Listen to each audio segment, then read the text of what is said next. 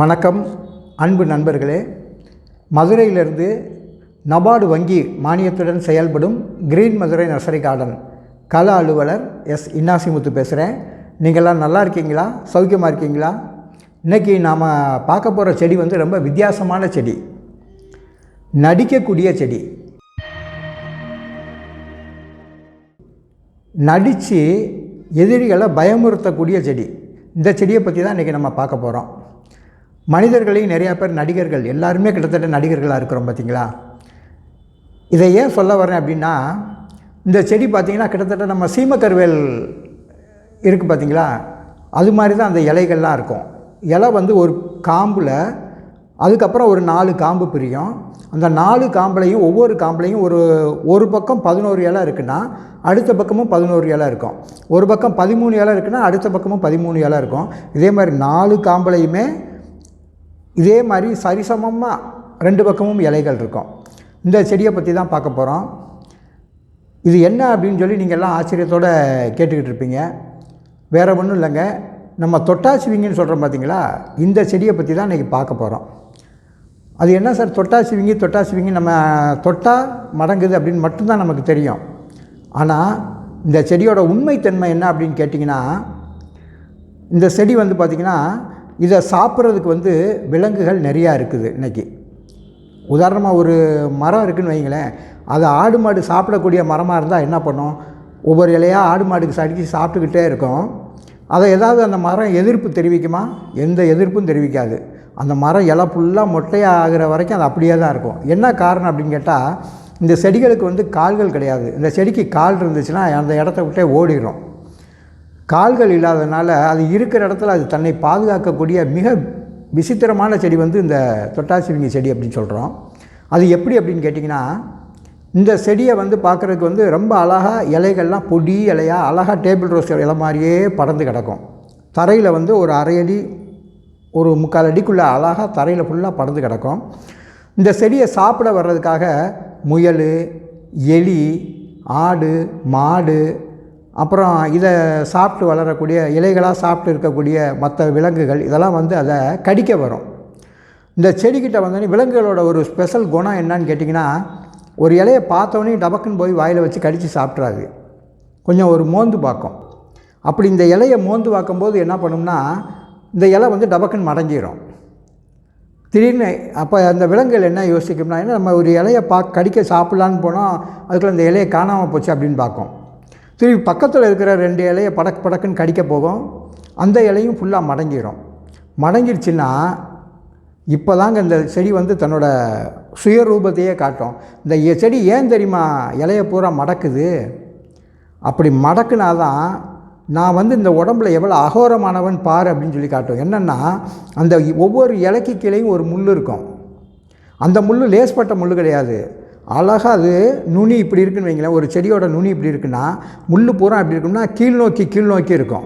யாராவது அந்த செடியை பிடிச்சி இழுத்து பிடிங்கிடலாம் அப்படின்னு நினச்சோம்னா கையில் பூரா முள் குத்திடும். அப்போ அதே மாதிரி இந்த விலங்குகள் ஏதாவது அதுக்கு மீறி கடித்து இழுக்கலாம் அப்படின்னு போச்சுன்னா அந்த முள் குத்தும். இந்த இலை மடங்கினோனையும் பார்த்திங்கன்னா அந்த இலைக்கு கீழே இருக்கிற முள்ளும் தெரியும். ஒவ்வொரு தண்டில் தனிப்பட்ட முறையில் தண்டுகள்லேயும் முள் நிறையா வளர்ந்துருக்கும். அந்த முள்ளும் தனியாக தெரியும். இப்போ இந்த விலங்குகள் பயப்பட ஆரம்பிச்சிடும். என்னது பக்கத்தில் போய் இனிமேல் கடித்தோம்னா நம்ம ஆபத்தில் சிக்கிக்கிடுவோம்னு நினச்சிட்டு இது இடத்த விட்டு ஓடிடும். ஓடின பிறகு ஒரு 5 நிமிஷம் சென்ற பிறகு இந்த இலையும் அழகாக திருப்பியும் அதே மாதிரி விரிஞ்சு வந்துடும். சரிங்களா? சரி, இந்த செடி பார்த்திங்கன்னா அப்போ நம்ம தொட்டாசிவிங்கி தானே அப்படின்னு நம்ம அசால்ட்டாக நினைக்கிறோம். ஆனால் அந்த செடிக்கு ஒவ்வொரு தொடுதல்லையும் அதுக்கு தெளிவான ஒரு உணர்ச்சி இருக்குது.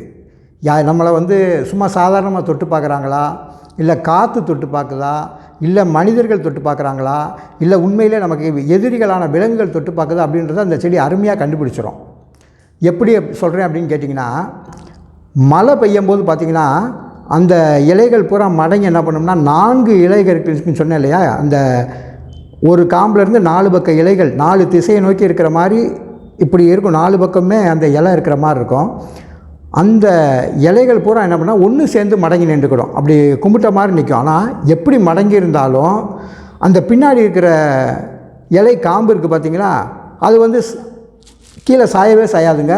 மலையை நோக்கி அழகாக ஸ்ட்ரென்த்தாக நிற்கிற மாதிரியே இருக்கும். அப்போ அதுக்கு மழை பெய்யுதுன்னு தெரியுது. இதே ஒரு விலங்குகள் வந்து வேகமாக கடிச்சிருச்சுன்னா அந்த காம்பு சேர்ந்து மடங்கி போயிடும்.